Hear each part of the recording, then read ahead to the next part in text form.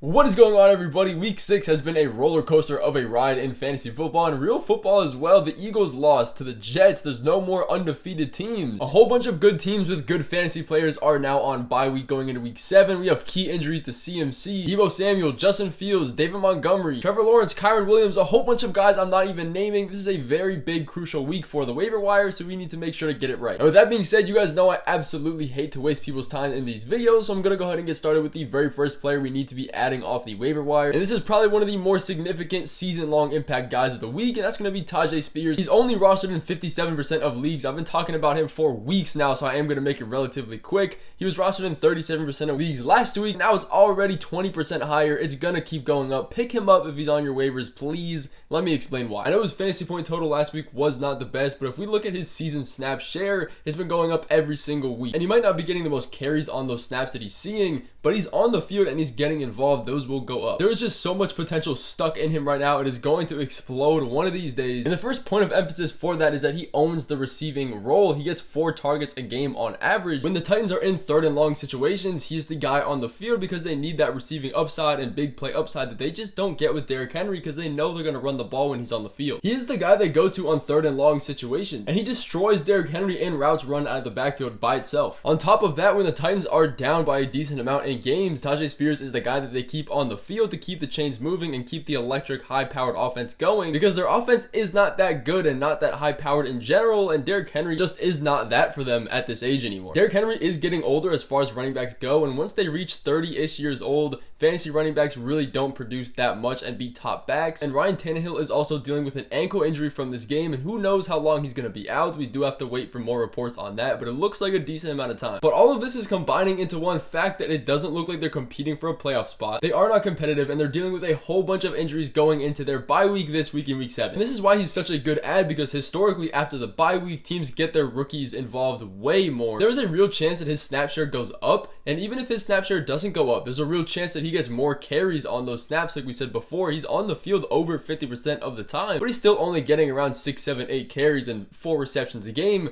That could easily go up. Derrick Henry again is also getting older, which increases the chances of him being injured. So the ceiling that Tyjae Spears has sitting on the waivers is absolutely insane to me. Get him on your team while you still can. And there is no doubt that he's going to get more involved over the season. It's just how much. Because there is a world where the Titans just are not competitive whatsoever and they sit Derrick Henry and just let it ride out with Tyjae Spears. By the way, though, if you guys have made it this far in the video, make sure to hit that follow button because you've clearly gotten some kind of information already. And this kind of stuff is dropped every single day on this page. But looking at another guy we need to be picking up off of the waivers, this time a tight end, is Michael Mayer. And this could be a good ad for a lot of you guys because of bye weeks or injuries. And the tight end pool just isn't great, but he is a guy that has a little bit of light at the end of the tunnel. This is a guy like Tyjae Spears that has an insane amount of season-long upside. He will not be startable in your lineups right away, but let's look into it. This is a really interesting guy. Even coming into the NFL draft, he was one of the top-ranked tight ends around guys like Sam Laporta and Dalton Kincaid. So the potential was always there, and he was going to take some time to get acclimated into this offense, as rookie tight ends do, but he came out last week and saw 6 targets for 5 receptions, seeing a season high of 81% snap share in a game that was competitive the entire way. Can he make the case to be a clear-cut tight end 1 in this team? I definitely think he can, but there are a couple drawbacks we do have to be aware of, and that's why he is a guy that we can sit on for potential. And part of that fact is because Jimmy G is now injured. He left last week's game in week 6 with a back injury, and he was taken to the hospital, so it's pretty safe to say he's going to miss a couple weeks. But keep in mind, he is going through more tests and more news is going to come out, but at the time of this recording, it looks like he's going to miss a couple weeks, but there is no definitive report yet. But the second half of this is that Davante Adams has been slowing down over the past few games. He didn't get his first reception until halfway through the second quarter last week. He saw 4 targets in week 5 and 5 targets in week 6, and over those 2 weeks he only averaged 30 yards a game. Absolutely terrible recently, not what we drafted him for, which has allowed other guys in this offense to get more targets like Jacoby Myers, like Michael Mayer. But we all have to be realistic and know that's not going to continue. Over time, Davante Adams is going to go back to his 10 targets a game, and that's going to lower other guys in this offense because they don't have an insanely high passing volume anyways, and they like to run a top heavy offense.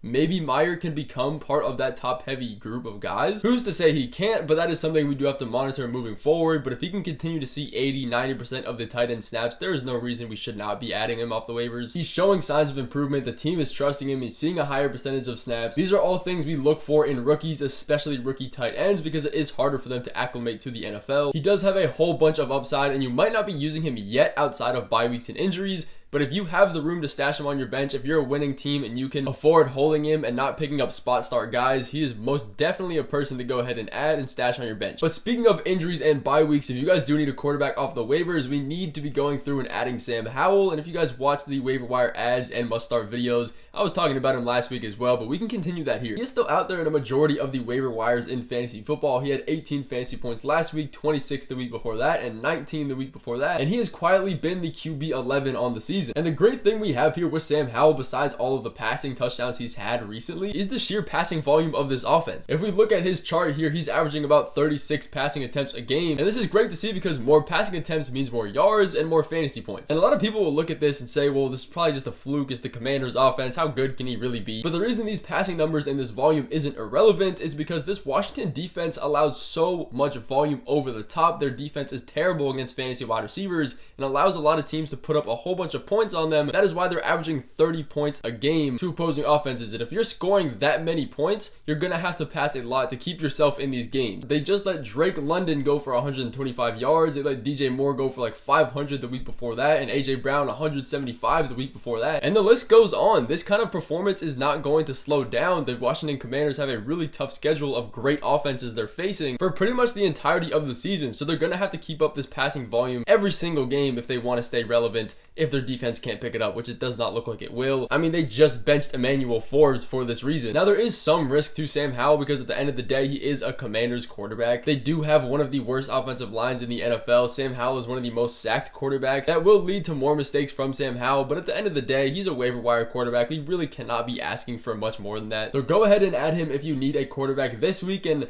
really for the next couple weeks. He gets a great matchup next week coming up against the Giants. But this would not be a waiver wire video if we didn't talk about Christian McCaffrey and his injury and what that means for fantasy football. For those of you that do not know the specifics, Christian McCaffrey has suffered an oblique injury. Usually for running backs, that's about 1 or 2 weeks they're going to be missing, and that makes Jordan Mason / Elijah Mitchell the starting running backs for that time. But realistically, I think CMC could just miss one game with who he is and who this team is. They are kind of in win now mode. They need to make the playoffs and be the #1 seed. That's kind of what they're going for. But let's say Christian McCaffrey is going to miss 2 weeks, which is very, very possible. They're going to have their bye week in week 9, and he probably won't be seen till week 10, and that's a pretty decent amount of time. But regardless of how long it's going to be, if it's 1 week or if it's 2 weeks, the guy we need to be adding off of the waivers is Elijah Mitchell, not Jordan Mason. And I know this might seem like a hot take to some people because last week we see Jordan Mason lead the backfield. He led 24 snaps to Elijah Mitchell's 10, but this really doesn't mean anything, and it sure doesn't mean that Jordan Mason is going to be the RB1 while Christian McCaffrey is out. Regardless of Mason seeing twice the amount of snaps and time on the field, there was still only a 2 or 3 carry difference between the 2 running backs. And the reason I think Mason is not the add here, it's going to be Elijah Mitchell, is because he's been involved earlier in the season and previous years before this. The main fact here is that Elijah Mitchell is coming off an injury that he suffered in week 3, and this game was the first game that he came back from that injury, and when he was healthy, he saw 34% of the snaps in his last game before injury. But for some reason, everybody's forgetting about that and seeing this one game, which is the returning game of Elijah Mitchell from injury, which automatically means he's going to see less snaps anyways, and thinks Jordan Mason is going to be the RB1 or at least the lead running back.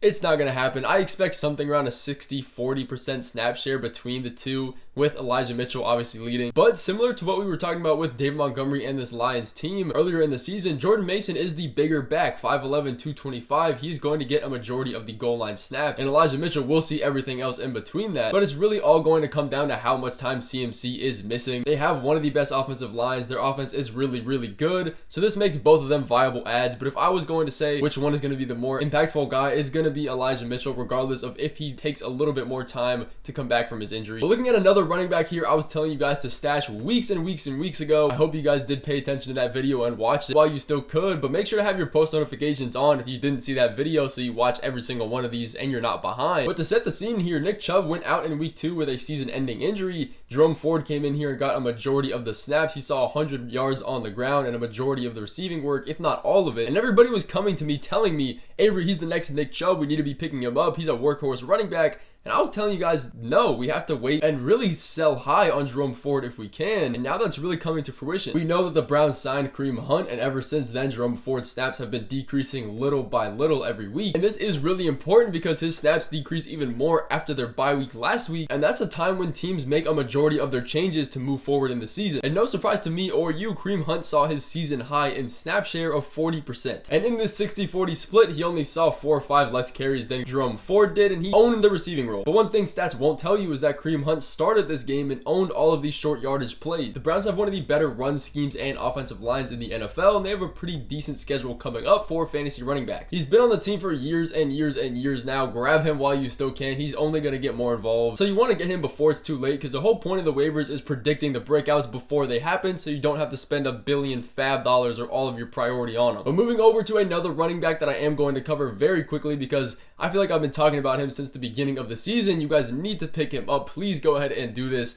Is Roschon Johnson. Khalil Herbert went out in week 5 with an ankle injury and has now been placed on IR. And Roschon Johnson also suffered a concussion in week 5 as well, which made Foreman the lead back for this offense, and everybody kind of forgot about Roschon. But the fact of the matter is, when Roschon likely comes back this week into this offense, he's going to continue to be the RB1 in a great matchup against the Raiders run defense. And I'm really not worried about Donta Foreman. There's a reason he's been a healthy scratch the entirety of the season after they signed him this year. Now, coming into these next couple weeks while Khalil Herbert is out, Foreman will still be involved because you need a second running back active. But when Roschon is at full strength, he's going to be the lead guy. And this isn't just a hunch. Earlier in the season, when all of these running backs were healthy, he was getting involved and leading in third down snaps, red zone rolls, and 2-minute drills, everything that's important for a running back. He was also increasing his snap share every single week, and he owned the receiving game. And in all of that time with all of these running backs, he averaged 6 carries and 4 targets a game. He doesn't need this offense to be amazing for him to be a high floor flex guy because of his receiving value. He's got the high draft capital, which is going to weigh heavier than the small Chuck E. Cheese contract they just gave Donta Foreman. So there shouldn't be any entitlement in this offense to give him a good amount of snaps or keep him over Roschon. There really shouldn't be any more opportunities to pick him up off waivers after this week. We've been talking about him for so many weeks, and it might now just be the deadline for him, so pick him up if you can. But going over to look at a wide receiver you can add if you're in win now mode, or if you just want a stash guy,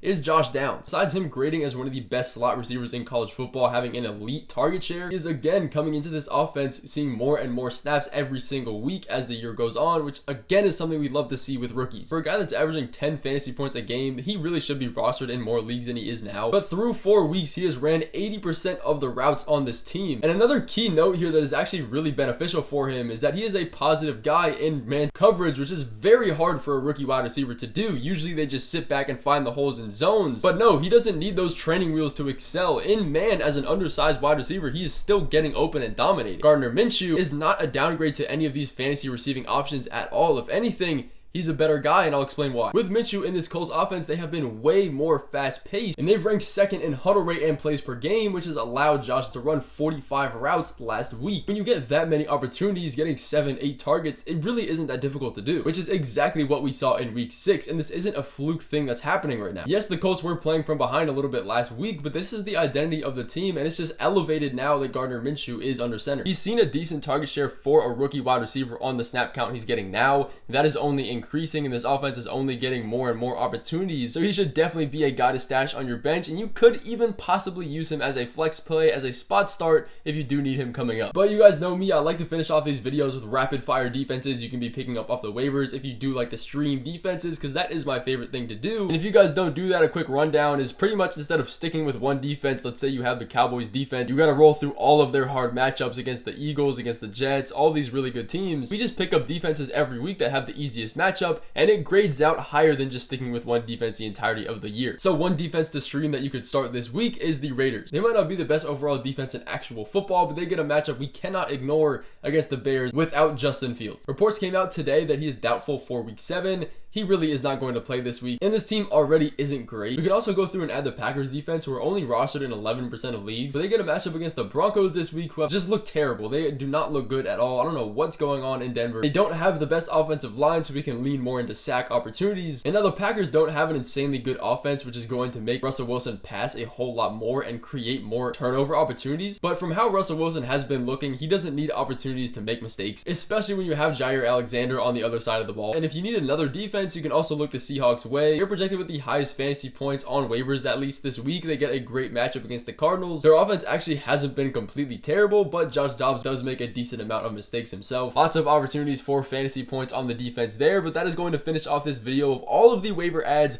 you need to make sure to add this week. This is a very, very crucial time, a bunch of injuries, a bunch of bye weeks, so make sure to hit that follow button and stay tuned for all the videos coming tomorrow and the entirety of the week.